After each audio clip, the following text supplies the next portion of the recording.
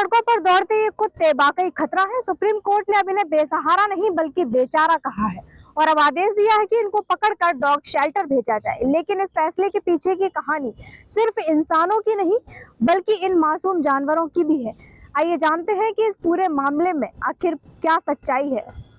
भारत के शहरों और कस्बों में स्ट्रे डॉग्स का मुद्दा नया नहीं है।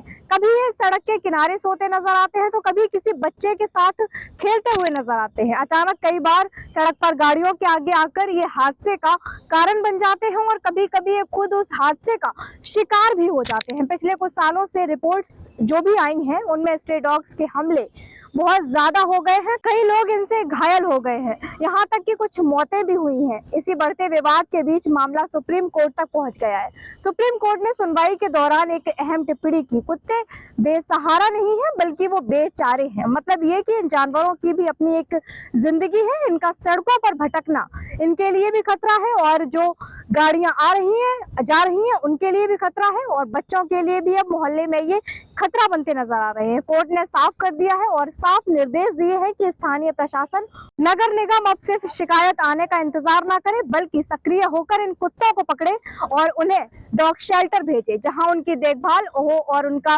टीकाकरण हो और उन्हें सारी दवाइयां मिले जिनकी उन्हें जरूरत है और वो खुद भी स्वस्थ रहे और हमारा देश भी स्वच्छ रहे, सुरक्षित माहौल मिलेगा इन्हें। ये फैसला उन लोगों के लिए है और ये राहत भी है जो हर दिन सड़क पर निकलते हैं और कुत्तों के डर से जीते हैं कि हाँ रात में कुत्ते मिल जाएंगे उनको भौंकते हुए, खासकर बच्चे और बुजुर्ग। लेकिन इसके साथ ही पशु प्रेमियों के लिए सुकून की बात है।